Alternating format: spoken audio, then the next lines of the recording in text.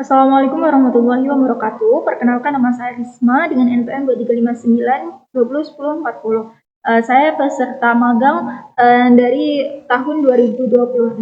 Di sini saya akan menjelaskan ringkasan materi yang telah disampaikan oleh Ibu Husnul Khotimah, yaitu tentang kebijakan dan mekanisme magang. Nah, di sini yang telah saya rangkum yaitu magang bukan sekedar hadir. Maksudnya adalah, pertama kita akan membahas kebijakan dan mekanisme selama pelaksanaan magang. Sebelum mulai, mahasiswa perlu memahami bahwa magang bukan hanya sekedar datang ke tempat yang sudah ditetapkan. Ada aturan, tanggung jawab, dan beberapa hal yang harus diperhatikan selama berada di lingkungan mitra. Lalu setelah itu, datang tepat waktu dan tampil profesional. Artinya, hal yang pertama yang perlu diperhatikan adalah kedisiplinan. Jadi, mahasiswa harus datang sesuai jadwal yang ditentukan pihak tetap magang, jangan sering terlambat atau tidak hadir tanpa alasan yang jelas. Lalu, penampilan juga harus diperhatikan. Gunakan pakaian yang rapih dan sesuai aturan tempat magang.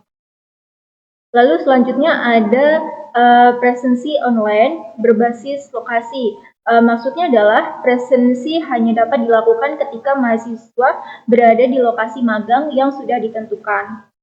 Lalu setelah itu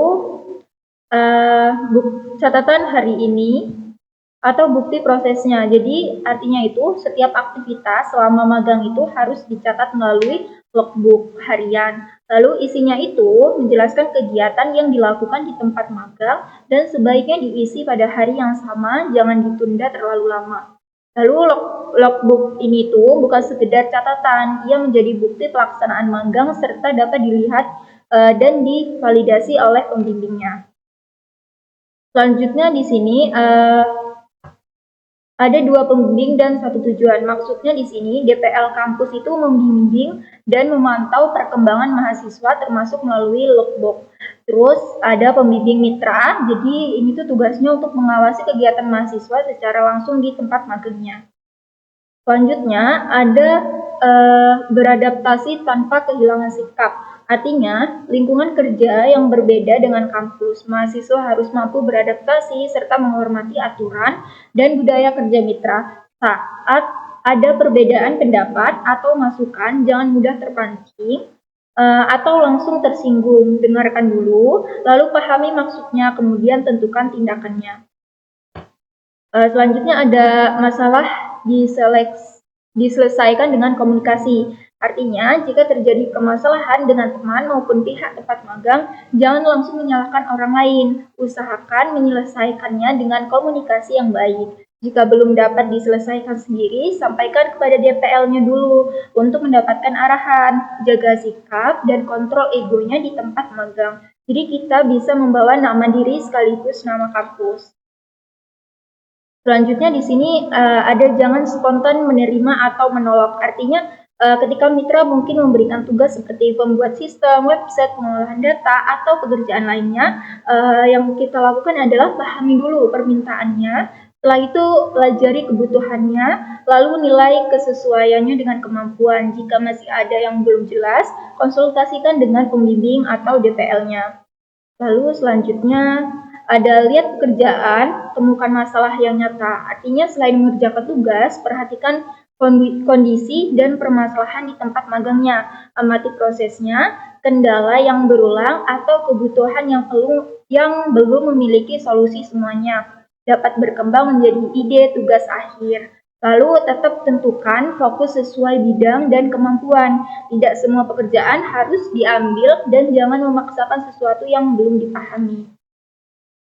Selanjutnya ada dokumentasikan sejak hari pertama. Nah, ini tuh artinya adalah kumpulkan data dan dokumentasi yang diperlukan selama kegiatan. Dokumentasi seperti aktivitas, hasil pekerjaan, surat, dan bukti lainnya. Nah, semuanya itu akan digunakan untuk menyusun laporan magang dan artikel di akhir kegiatan.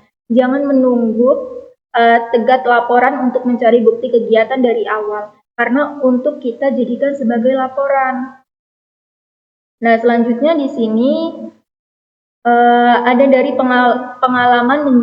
pengalaman itu menjadi sebuah laporan. Artinya setelah magang selesai, mahasiswa nyusun laporan dan artikel, lalu mengikuti seminar sesuai ketentuan. Nah, artinya dalam seminar tersebut mahasiswa menjelaskan pengalaman, kegiatan, dan kendala yang ditemukan di lapangan. Karena itu, kendala jangan dipendam sampai akhir, segera komunikasi kepada DPL-nya agar mendapatkan solusi atau arahan.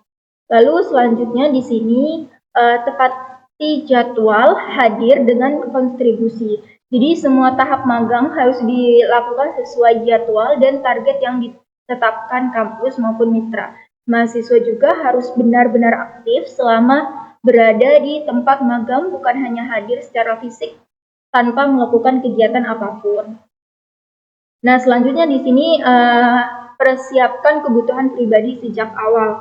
Nah, di situ artinya kebutuhan seperti transportasi, terus atau perpindahan tempat yang dilakukan atas keinginan sendiri, pada dasarnya menjadi tanggung jawab mahasiswa. Nah, sebelum magang dimulai, petakan kebutuhan biaya, waktu tempuh, dan berbagai kemungkinan yang dapat terjadi. Lalu setelah itu di sini kita membahas pelanggaran punya dampak nyata. Jadi dari pihak mitranya itu maupun kampus dapat memberikan sanksi sesuai ketentuan. Pelanggaran tertentu dapat berdampak ke akademiknya, seperti pengurangan 20 SKS yang memungkinkan kehilangan kredit akademik sesuai aturan yang ditetapkan. Selanjutnya ini penutup. Di bagian penutup ini kesimpulannya adalah bawa pulang lebih dari sekedar nilai. Artinya selain nilai, di sini kita juga perlu disiplin, lalu aktif, bertanggung jawab, selanjutnya menjaga komunikasi, isi logbook setiap hari, ikuti aturan mitra, dan jaga nama baik kamu. Lalu di sini gunakan kesempatan magang untuk mendapatkan pengalaman, memahami dunia kerja, dan menemukan permasalahan yang dapat menjadi bahan tugas akhir.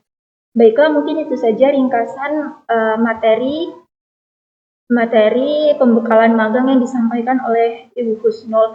Jika ada kekurangan, saya mohon maaf. Saya akhiri. Wassalamualaikum warahmatullahi wabarakatuh.